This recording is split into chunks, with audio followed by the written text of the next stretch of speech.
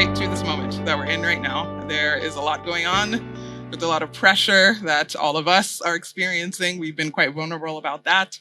A lot of companies are experiencing it. I'm sure you are experiencing it, right? And you lead a lot of teams that are going through a lot of change right now, thinking of the pressure to innovate.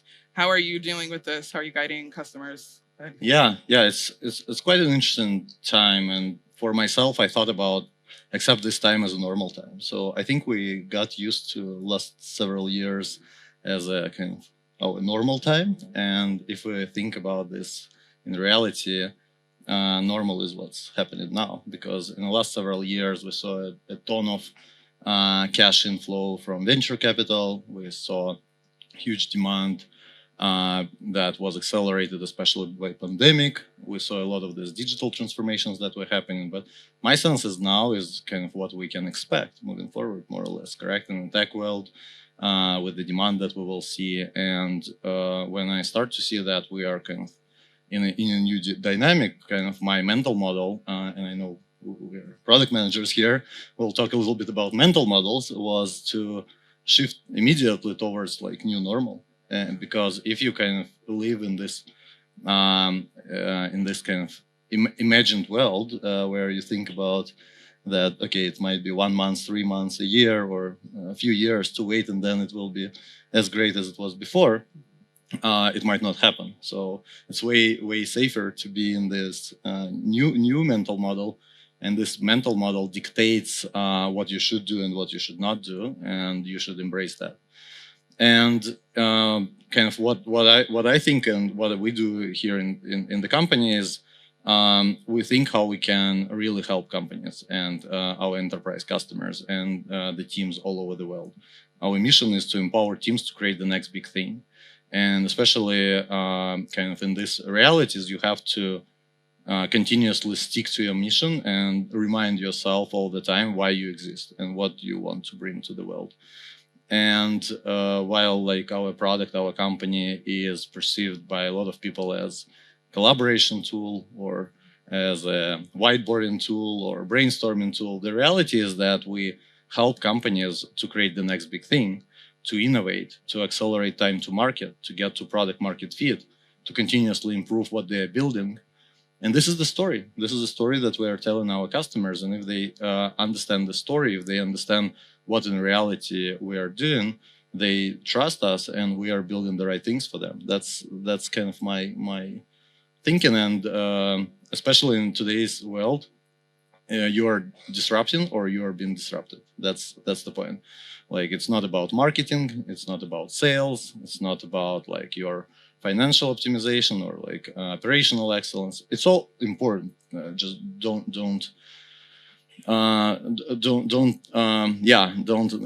think that it's not important. But what's the most important is about the speed of innovation and the relevance of what you are building to the customers. How do you think about that trust, right? I think that's one of the things.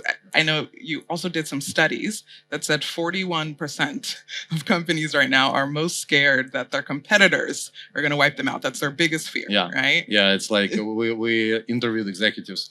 There were more than 1.7 thousand executives who participated in our survey, and they actually think that if they don't accelerate the innovation, if they don't create this culture, they might not exist in 5 years or so. And this is crazy. Like, and we see some companies go up and down so fast these days. And I think it's critical for us all to embrace that challenge and think how our culture and whatnot can support the right. I mean, I will say that the challenge has changed now, though, because it's not just other companies that are innovating. It's AI is kind of your competitor. It's not just you. And I think even when you think of Miro, it's about collaborating with your team, other humans, bringing minds together. But now a lot of the collaboration is with an AI tool. So how do you work with your teams to promote still working with other humans and getting the value there versus having a prompt to be what you need to invest in? That's a great question, and I still would start with the people. Correct? It's like we all know that if we have the right people in the right place, that kind of where it starts from. It's like people, process, tools. So AI is a tool, correct? But it starts with the people, and I think what we need to embrace today, and I was really shocked by the numbers I saw.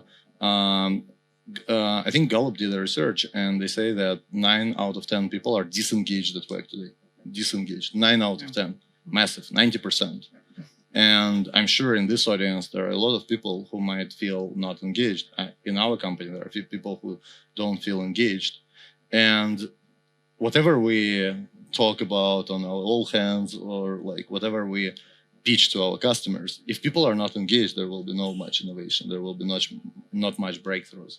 So I think that's critical part. So then how to make people engaged? I think it's about kind of long-term vision. It's about ambition. It's about interesting challenge. Like, I mean, if you look at this Maslow pyramid, so like we're way far from the first level or second level these days as a community, especially in the tech bubble.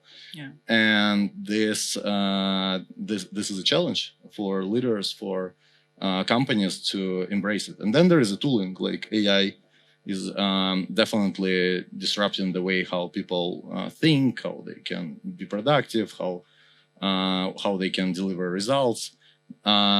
But I think that all of those together is the challenge. It's not one or another on its own. It's all of this together.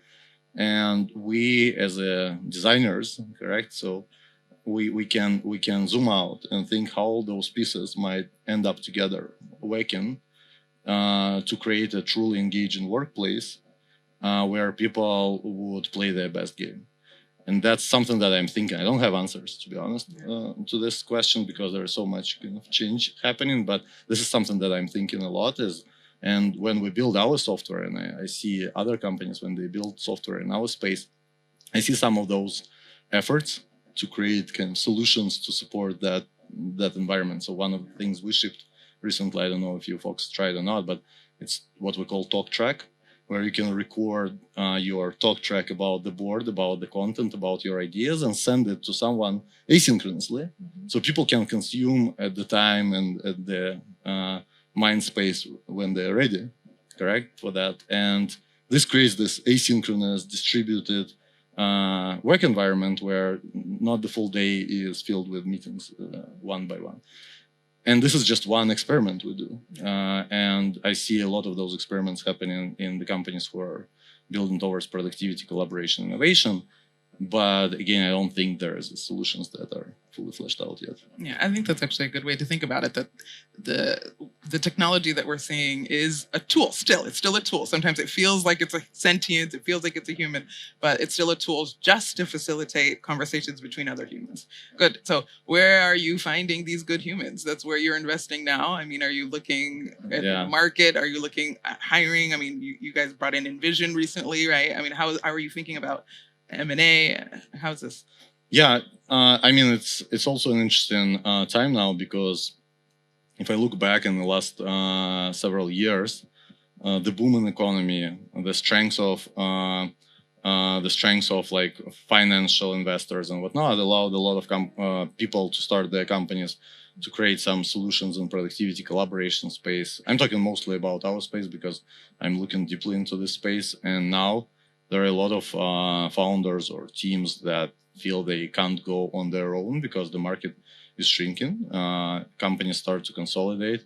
There are big players like Microsoft, Google, who have this network effects, who have suites, and enterprises really kind of thinking if they need like 10 tools, 20 tools, or they can standardize. And smaller companies have challenges. So, and we, as a mid-sized company, I mean, compared to Microsoft and Google, we definitely looking for some energy in the market to join forces and to bring entrepreneurs who are as passionate as we are about this space. And just to what you just mentioned, we closed the deal last week with Envision. We bought Freehand product.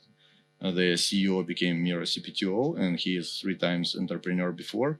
This is one of the moves that we did because we want to bring more entrepreneurial energy into the company and create more solutions that are really hard to even imagine as of today. But with the kind of the access to our enterprise customers, with the access to our 65 million user base. So that's what we can give, but there's so much things that we can build and fix together with the entrepreneurs. And that's my approach is we are at the point of scaling the company where I'm looking proactively for bringing entrepreneurs into the system. Yeah. And mix them with the product managers, because it's very different jobs, like 0 to 1, 1 to 10, 10 to infinity. So, and if you do the right mix of different people, then you're in a good spot. But do you actually see huge differences between the entrepreneurial mindset and the product management mindset, though, right? 0 to 1 is so important for a PM to know as much as it is to scale. Yeah, I agree. I agree. I think there is still this risk-averse mindset that some people have, which is totally fine, even in product management. And on the other hand, I see some entrepreneurs who really kind of want to break every rule possible, which is also fine, but this should be aligned with the problems, with the goals, with the opportunities, whatnot. So I think it's even within the product management kind of in general kind of population, there are different people who fit different roles better. And I think that if we are talking about like ourselves, like I can talk about myself because I'm still sometimes think about myself as a product manager. Not necessarily I'm doing it because people say you should not. You should do your job, which is which is fine. Can't help it. But if I think about myself, like I'm definitely on the side of 0 to 1. I'm definitely on this kind of figuring out the market, the product, how it fits, what's the story and whatnot. And I'm way worse on the kind of 1 to 10, and I don't think I can do anything 10 to scale.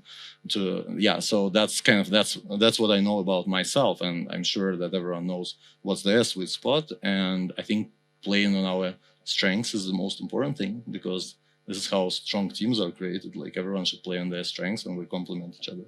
That's actually interesting that you say that you feel like you can't think about big scale, right? Because I'm curious of how you thought about the early days of Miro. It took, I think, 7 years to go from the earliest days to really being like the world-class collaboration software. And then every few years after that, it was just huge milestone, right? What drove you in the beginning to have the conviction, and you feel like you stay there? Yeah, like, I would kindly disagree with you. I don't think we are the best in class collaborators yet. So I think it's already 12 years on the journey, and I think there is some time to be spent. But that's healthy. To get to a really best in class collaboration software. I'm very excited about that kind of chapter that we are building towards now. But I still think there is a way to go. But yeah, like to your point about it took 7 years. Yeah, it's a lot of patience, and I just kind of I was trying to build towards what I see users, customers really need. And I don't know if many people know, but like the initial thing that we started with was a visual social network where you can drag and drop on the board your Google Plus friends or Facebook friends and draw together a kind of a trip to whatever, road trip across Europe, like, and plan that. And it was obvious, like after a couple of months we shipped the product, that yes, while some people like this, it's not something that people kind of pick up as a regular use case. We started to see more kind of use cases that are work related and productivity related. And then we start to iterate towards that. And we did a lot of the small pivots along the journey to find the solution that we started to scale in 2015, 2016. But my philosophy is go where users and customers are and solve real problems rather than what's your view of the world. While I still back in the day had a view of the world, and I think I will step by step build it, but I think that's the difference between vision and strategy. I speak with a bunch of entrepreneurs and product managers, like founders of early stage companies, who say, like, I'm building towards my vision, and I know I'm building towards my vision. And I say, like, what's your customers use? What's the aha moment in your current product? So yeah, it's important, but I still want to build the whole vision. My kind of philosophy around this is following. Like, my philosophy is you have a vision, and you need to have a vision if you're building something, but you have to build it step by step. And each step should resonate with the customers and solve real problems. And then you layer more of those steps, and eventually you get to the vision that you initially had. But if you miss that kind of point that resonates with users and customers, you can't build a business. And at the end of the day, like, I think product management is not about kind of shipping features, correct? It's about creating value. And the best way to understand if you create value or not is is that value consumed, and is that value kind of really monetized, correct? That's the only way to understand if you really create the value. So the vision matters, but the strategy and kind of this reality check, shipping towards the customers, that's what matters most. I bet you there's a lot of people, even in the audience, I'll actually ask for a show of hands. How many people feel that in their organizations, they fully understand the vision and the strategy is aligned, or that one of them is missing? How many feel it's fully, like, just a matter of executing? It's just we all understand it. One, few, right? Exactly. And sometimes we're the ones with the pressure to do that. And obvious show of hands, how many feel someone's disaligned, no one knows what's going on, we're just going, yeah, okay, good. So may I ask another question? Yeah, please. How many of you challenge your leadership together? Exactly. Good. Oh, a fast one.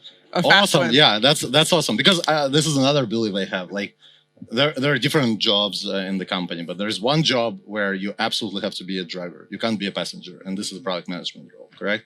And while other jobs can pick up the approach, are they drivers or passengers? I think there is no choice for a product manager. And if we kind of name ourselves product managers, we should be drivers and in a good way challengers to build this with our companies together. It's also probably an insecurity of PMs, because we are the drivers, but we never know if we're going in the right direction. So let's actually talk about that. Yeah, let's talk. Right? Yeah. Okay, so your personal journey. Okay, tell me how in your career, not the whole like arc, don't give me the whole background, that's fine, we can read that, but I want to know the aha moments that you had to go like, okay, I'm doing the right thing, or I'm about to, blow up and I don't know. Yeah. That's, I have that aha moment in mind, actually. Okay. So I don't call my life journey a career. It's just a random set of events that happened to me, which some of them I was intentional about, some of them I just gave a space to be exposed to different experiences and to see what resonates, what's not. That's kind of how I designed my life journey. And then answering your question very specifically, when I was 18, I started a creative agency. And I did it for like 7 years. And maybe some of you do this agency work where you have every new customer with all their requirements and you never can satisfy them. And then you never can reuse all that and whatnot. And I was, I somehow randomly got in a summer camp when I was studying in university, where the professor from MIT was talking about technology entrepreneurship. And I was like, wow, that's great. And then he told me one thing that I remember still is, you might not be doing a scalable and repeatable business. I was like, what's that?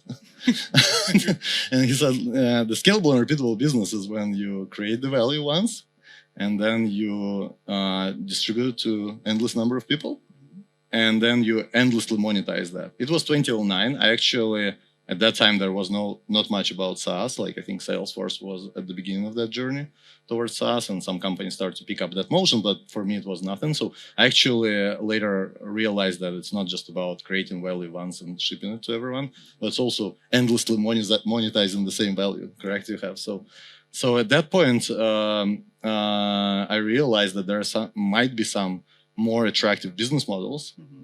And if you put those 20-25 creative people into creating this meaningful value that resonates with a number of people, and then you kind of monetize that value or distribute that value altogether, it can be a way more efficient an effective way to build a business. Yeah. And that was my aha moment. After that, I started to think, okay, what's that value? Yeah, exactly. I mean, we talked a bit about business models and the differences and how sometimes it can be, okay, I guess it's only B2C, that's my option, or B2B, right? You said SaaS didn't even exist, but there's also B2C to B, B2B to C, right? I mean, are you allowed to iterate in this way to find this kind of moment that you had, or? Yeah, this B2C to B, it's a little bit of clusterfuck, to be honest. Like yesterday, the speaker was talking about this B2C versus B2B thing, and it's like, it all makes sense to me. And yeah, there was the point that like, yeah, B2C is a kind of early school, B2B is your kind of high school and black belt. Like my sense is like B2C to B is a little bit of that black belt, because you actually need to acquire like users, and you need to engage with users, and you need to create the flywheel, feedback loops and all these things. But you sell to enterprises, and you sell to security guys, to administrators, you sell to I don't know, some VP level guys who need to figure out what's the value. And the story is like in B2C2B, especially in productivity collaboration space, they all kind of know that the product is very popular. They all kind of know that people are doing something important, but they were not sold initially on the strategic value. Yeah, exactly. And there is this kind of misinterpretation and misconception about what's the ROI of the product is. Because if you are in B2B, you clearly sell, like it starts top down, correct? And you sell the ROI. You show how the company will earn more money or save more money or reduce risks. That's a classic playbook for B2B software. For B2C software, like people pay from their pockets and individuals know the value, that's it. For this B2C2B companies, it's a little bit of mess, because people really love the product. They use it every day. They have different use cases. They adopt it for different work streams and value streams. But that VP person, they never know what's happening under the hood. And whatever you will tell them, whatever data you will show, it's just they didn't bought it in the first place. And this is where you need to really create the bridge between the ROI and build relations still on that enterprise level, while keep your users engaged. Because if your users are not engaged, then we know shelfware happens, correct? If your users engaged, but that person doesn't know the story, it's like it also doesn't go, especially in this economics far. So you have to build that balance. And if we build this kind of B2C productivity product, there are like hundreds or thousands use cases we know all of you use us for, correct? And then we can market like tens or hundreds of use cases. But we actually can't sell tens or hundreds of use cases. Our sales teams, success teams are unable to speak about hundreds of use cases, starting from engineering use cases and ending up with HR, L&D use cases. It's really hard. So we need to normalize on 3-4 strategic use cases. And this is kind of the whole funnel that we need to align across. So this is a challenging thing. And then on top of that, we just had a leadership offsite last week with the product leadership in the room. And the challenge is that a lot of product managers who really understand the B2C and like how to create the best user experience, I don't know, like this engagement loops, all of that, they don't really understand what EKM is like for enterprises, or how to do data residency properly, or all of that. So what we need to do in terms of the internal kind of education inside the company is to have product management and enablement that allow people to think holistically from this viral loops and flywheel thing, because we need to go from 65 million users to like 200 million users. But those features that we create should kind of meet the requirements of the kind of most restricting CISOs of the world. Yeah, that's the journey, and this is the journey for product managers in this B2C2B companies. Yeah, exactly. Wonderful. But I want to open it up to questions in a sec. So get your questions ready if there's any now. And maybe quickly I'll ask as people are thinking, what's your biggest fear right now? You seem to have a lot figured out. Every sentence you're saying is super rich. What scares you? Yeah, my biggest fear is if what I'm saying doesn't make sense for all of you. Because I is like, oh, yeah. I'm here not to kind of, tell the story, promote something. I'm here to kind of give some value and pay back to community. And if community doesn't pick up anything from this conversation, that's a useless use of your time and my time. That's my biggest fear. But yeah, invaluable. Yeah, so to create the value, correct? But if you talk about the business, I mean, like I'm a CEO of a company where 1,800 people, and as I said, like in this during these times, companies going up and down, correct? And there are a lot of challenges around this. And I want to build a generational company. I want people who are building this company together with me be proud of what they do. I want people to create a value, and my biggest fear is like to continuously find next product market fit for this business, to stay relevant and to compete with the bigger players in the market, because we are in this interesting situation where we are not kind of a market dominating company, but we're also not a small startup who can easily and fast pivot. We have a lot of customers, more than 200,000 paying customers and like thousands of enterprise customers. And we can't be as agile as a small startup who can break things and whatnot, but we also can't be the bigger company who kind of already done it. That's people just coming to them and spending money with them. So that's my biggest challenge, is to kind of continuously find product market fit for the company, for the business, for the story we're telling the market. Yeah. Awesome. That's good. Maybe one question we have time for. It's hard to see. Good. One over here. You have a mic?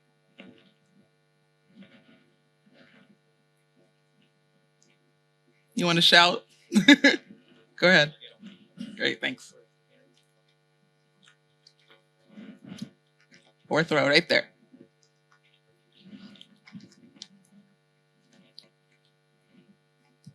Thank you.